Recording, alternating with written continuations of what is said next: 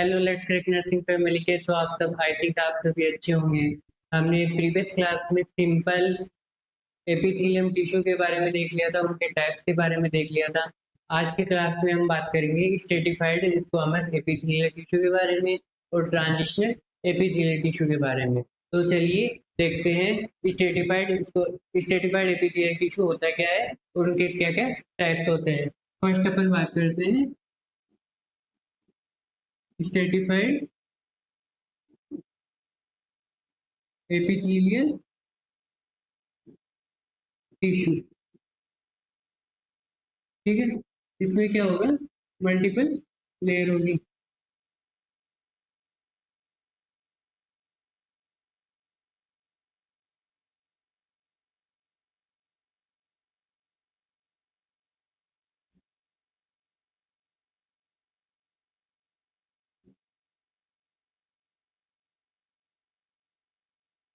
और वो क्या होगी, एक बेसमेंट मेम्ब्रेन होगी।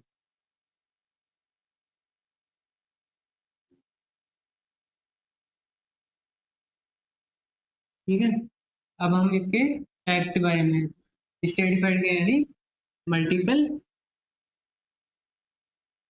लेयर्स। ठीक है, अब हम बात करते हैं इसके टाइप्स के बारे में। फर्स्ट टाइप आता है स्ट्रेटिफाइड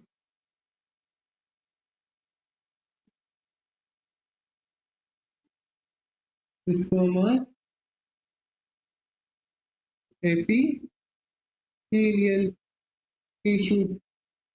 ठीक है, इसमें क्या होगा, जो इसकी शेप है, यानी देखो, जो इनर इनर सरफेस है, यानी जो उसकी तो या तो शेप क्या होगी, क्यूबॉइडल हो सकती है। ठीक है,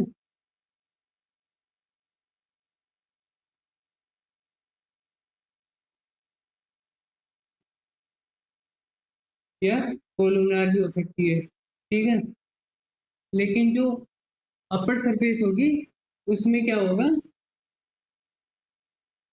फ्लैट रहेगी, मतलब जिसकी हाइट कम रहेगी और विड्थ ज्यादा रहेगी।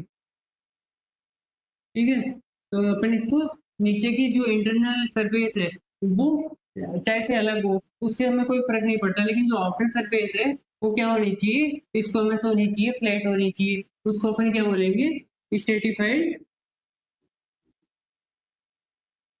Squamous epithelial. और इसमें नीचे क्या होगी, कोई बेसमेंट मेम्ब्रेन होगी। ठीक है, यहाँ तक समझ में आ गया। अपन अब बात करेंगे डिस्ट्रीब्यूशन के बारे में, कहाँ क्या लोकेट रहती है। ठीक है, इसके दो टाइप्स होते हैं, एक तो कीरेटिनाइज्ड और नेक्स्ट होता है नॉन कीरेटिनाइज्ड। क्रिएटिनाइड क्या होता है, एक टाइप की प्रोटीन होती है, जिसमें प्रोटीन पाया जाता है वो तो क्या हो गया, क्रिएटिनाइज्ड। और जिसमें प्रोटीन नहीं पाया जाता है, नॉन क्रिएटिनाइज्ड। फर्स्ट अपन देखते हैं क्रिएटिनाइज्ड। क्रिएटिनाइज्ड स्ट्रेटिफाइड। ठीक है, जो क्रिएटिनाइज्ड एपिथेलियल टिश्यू है, ठीक है, वो इसका डिस्ट्रीब्यूशन कहाँ होगा। ठीक है, अब क्रिएटिनाइड जो एपिथेलियल है, इसमें क्या होगा, प्रोटीन पाई जाएगी, यानी कि कौन सी प्रोटीन, केराटिन, वो पाई जाएगी। इसमें क्या होगा, जो न्यूक्लियस है वो नहीं होगा। ठीक है, न्यूक्लियस क्या होगा, एब्सेंट होगा। ठीक है, यहाँ तक सबको समझ में आ गया। और केराटिनाइज्ड ये क्या होगी, ड्राई होगी। ठीक है, और इसका डिस्ट्रीब्यूशन कहाँ होगा,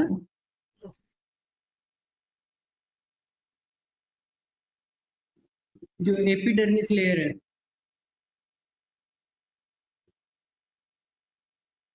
जो एपिडर्मिस लेयर है वहाँ इसका डिस्ट्रीब्यूशन होगा। और ये क्या करेगी, प्रोटेक्शन का वर्क करेगी। ठीक है, नेक्स्ट आता है अपना नॉन क्रिएटिनाइज्ड नाइज्ड।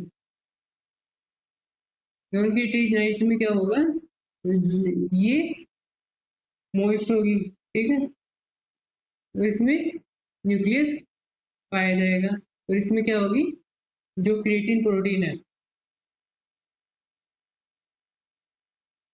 क्या होगा, जो क्रिएटिन प्रोटीन है वो क्या होगी, एब्सेंट होगी, ठीक है। क्रिएटिन प्रोटीन एब्सेंट होगी, ठीक है। अब नेक्स्ट बात करते हैं अपन इसका डिस्ट्रीब्यूशन के बारे में। ये मोस्ट रहेगी तो कहाँ कहाँ पाई जाएगी, फेरिंग्स में पाई जाएगी, ठीक है।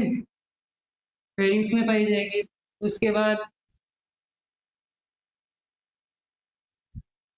ये फेरिंग्स में पाई जाएगी और ईसोफेगस में, ठीक है। और ओरल कैविटी, और फिर आता है anal anal canal, anal canal, और नेक्स्ट आता है अपना वेजाइना, ठीक है। यहाँ तक सबको समझ में आ गया।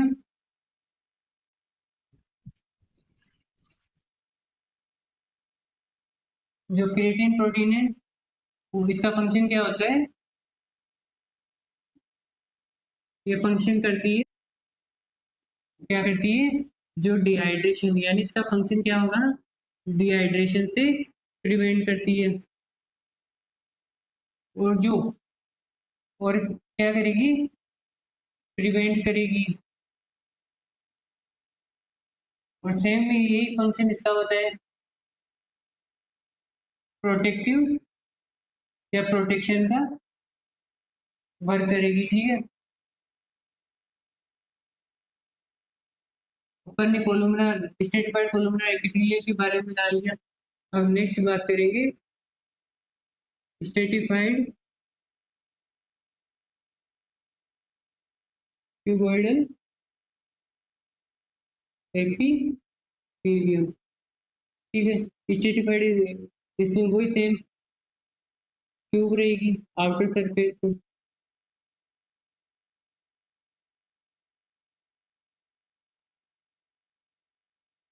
इनर सरफेस कैसे भी हो सकती है, ठीक है।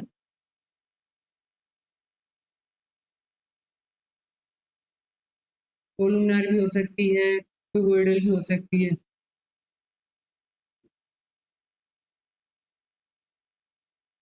और ये क्या होगी, इसकी बेसमेंट मेम्ब्रेन होगी, ठीक है।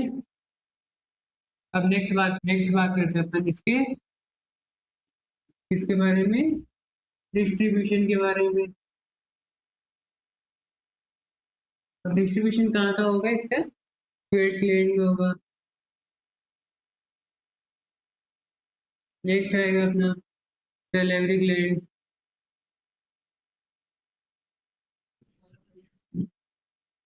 थर्ड आएगा मेमोरी ग्लैंड,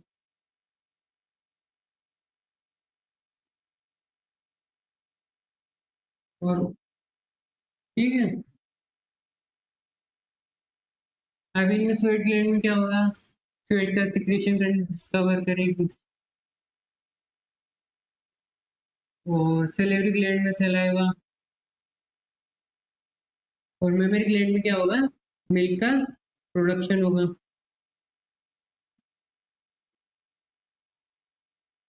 ठीक है। तो इसके फंक्शंस क्या हुए, प्रोटेक्शन में भी वर्क करेगी और इसकी सिक्रेशन सिक्रेशन में भी हेल्प करेगी, ठीक है। नेक्स्ट टाइप आता है अपना स्ट्रेटिफाइड कोलुमनार एपिथेलियल टिश्यू, ठीक है। अब स्ट्रेटिफाइड कोलुमनार में क्या होगा, इसकी कॉलम शेप होगी,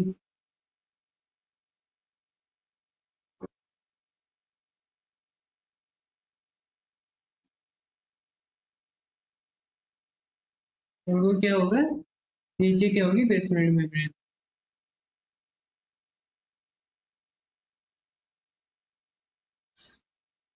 ठीक है, यहाँ तक सबको समझ में आ गया।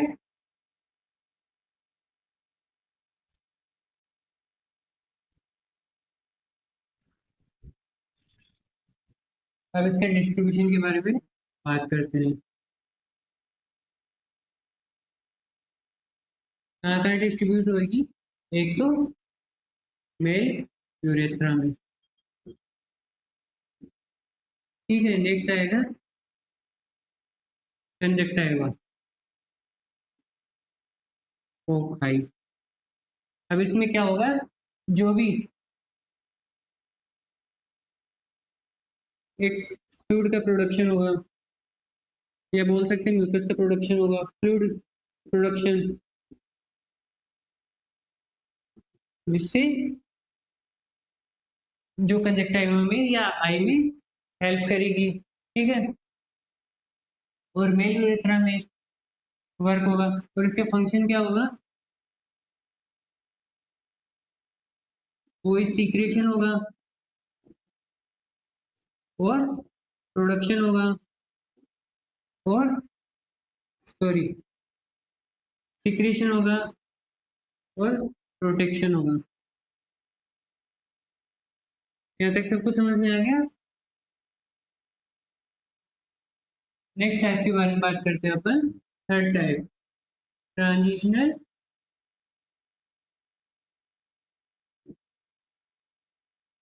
एपिथेलियम टिश्यू, एपिथेलियम टिश्यू, ठीक है। ट्रांजिशनल में क्या होगा, ये क्या होती है, इट कैन चेंज देखिए शेप। मतलब क्या होगा, ट्रांजिशनल एपिथेलियम में क्या होता है, जो ट्रांजिशनल एपिथेलियम टिश्यू है वो अपनी शेप में चेंजेस कर देते हैं, ठीक है। अब कैसे क्या होगा, जैसे मान लीजिए यूरिनरी ब्लैडर है, ठीक है। अब इसमें ये खाली है, ठीक है, तो इसकी शेप ये से होगी, ठीक है। अब इसमें यूरिन आ गया, अब इसकी शेप भी साइज भी बढ़ जाएगी, ठीक है। और इसकी जो शेप है, जो सेल के नंबर है, वो तो क्या रहेंगे, सेम रहेंगे, ठीक है। अब जो इसकी जो वो है, इसकी शेप है वो कैसी हो जाएगी, बिल्कुल फ्लैट हो जाएगी,